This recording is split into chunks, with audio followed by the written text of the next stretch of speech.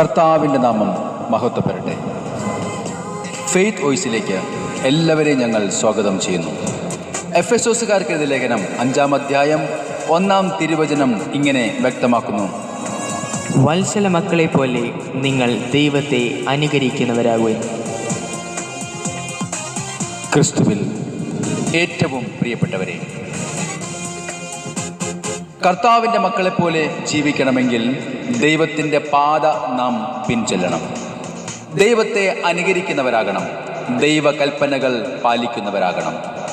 സ്നേഹമുള്ളവരെ, പലപ്പോഴും നാം പറയാറുണ്ട്, എനിക്ക് നന്മയുടെ വഴിയെ സഞ്ചരിക്കുവാൻ സാധിക്കുന്നില്ല, ഞാൻ പല തെറ്റുകളിലും അകപ്പെട്ടു പോകുന്നു, ഞാൻ എൻ്റെ ജീവിതത്തിൽ ഒരു പരാജയമാണ് എന്ന്.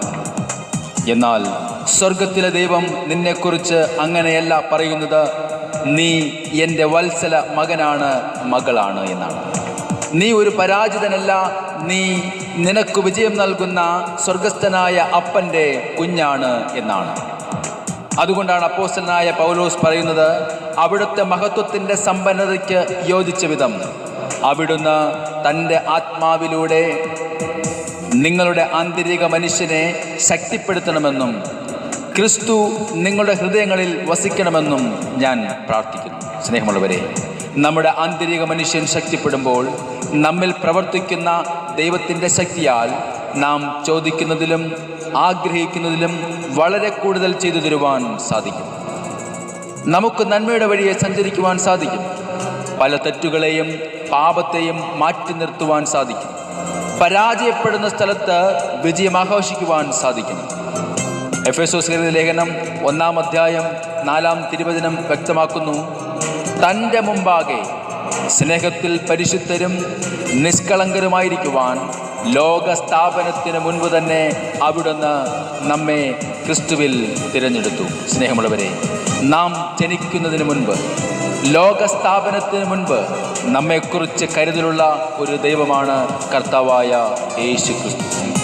ആ കർത്താവായ യേശു ക്രിസ്തുവിൽ നമുക്ക് പാപമോചനമുണ്ട്. അവിടുത്തെ രക്തം വഴി നമുക്ക് രക്ഷയും കൈവന്നിരിക്കുന്നു.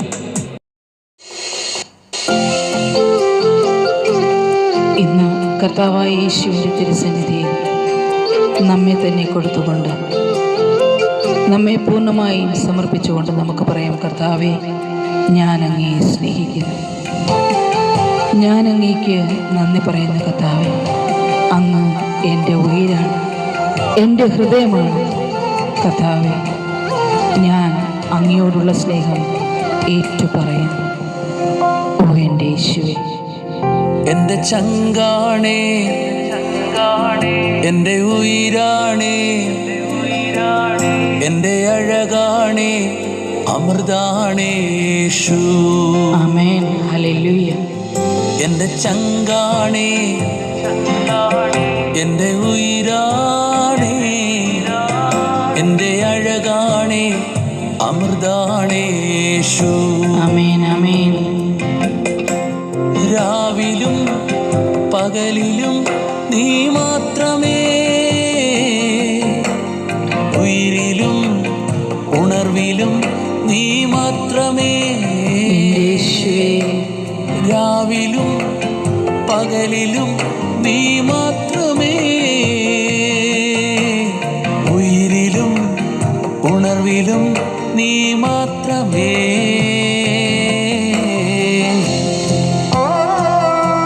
കർത്താവേ, അങ്ങനെ സ്നേഹിച്ചതുപോലെ ഞാനും സ്നേഹിക്കുവാൻ അവിടുന്ന് ഇന്നെനിക്ക് കൃപ നൽകണം.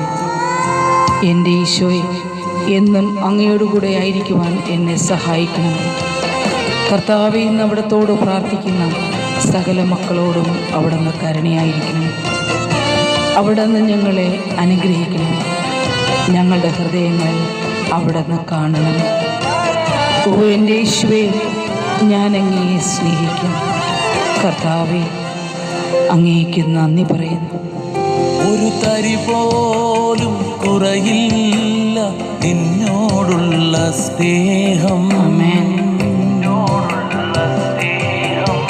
എന്നുയിരേക്കാൾ അരുകിൽ നീ എന്നുമെന്നും വേണം. എൻ്റെ യേശുവേ,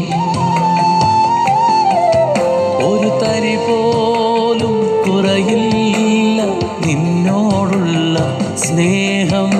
എൻ്റെ യേശുവേ, ഞാൻ അങ്ങയെ സ്നേഹിക്കുന്നു. എന്നുയിരേ അരുകിൽ നീ എന്നുമെന്നും വേണം. എൻ്റെ ചങ്കാണേ ഓ യേശുവേ, എൻ്റെ ഉയിരാണേ, എൻ്റെ കർത്താവേ, എൻ്റെ അഴകാണേ, അമൃതാണേ യേശു. എൻ്റെ യേശുവേ, ഞാൻ അങ്ങയെ സ്നേഹിക്കുന്നു. കർത്താവേ, ഇന്ന് അങ്ങയുടെ സന്നിധിയിൽ പ്രാർത്ഥിക്കുന്ന ഓരോ മക്കളെയും അവിടെ നിന്ന് കാണണമേ. ഞങ്ങളുടെ ആവശ്യങ്ങൾ, പ്രാർത്ഥനകൾ അങ്ങയുടെ തിരുസന്നിധിയിൽ സമർപ്പിക്കുന്നു. ഞങ്ങളുടെ ഹൃദയവേദനകൾ അറിയുന്ന കർത്താവേ, അങ്ങേക്ക് ഞങ്ങൾ നന്ദി പറയുന്നു. ഓ യേശുവേ, ഞാൻ അങ്ങയെ സ്നേഹിക്കുന്നു. ഞാൻ അങ്ങേക്ക് നന്ദി പറയുന്നു. പോലും അടയാതെ എന്നെ നോക്കിയിടുന്ന യേശു അപ്പയാണ് എപ്പോഴും എൻ പ്രിയ തോഴനായി. യേശുവേ, സ്തോത്രം. ഒരു ഇമ പോലും അടയാതെ എന്നെ നോക്കിയിടുന്ന എൻ്റെ അപ്പനായ യേശുവേ, യേശു അപ്പയാണ് എപ്പോഴും എൻ പ്രിയ തോഴനായി. എൻ്റെ ചങ്കായ യേശുവേ, എൻ്റെ ചങ്കാണേ,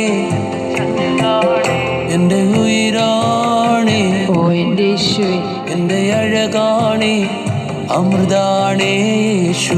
യേശുവേ, അങ്ങേക്കും മഹത്വം കർത്താവേ.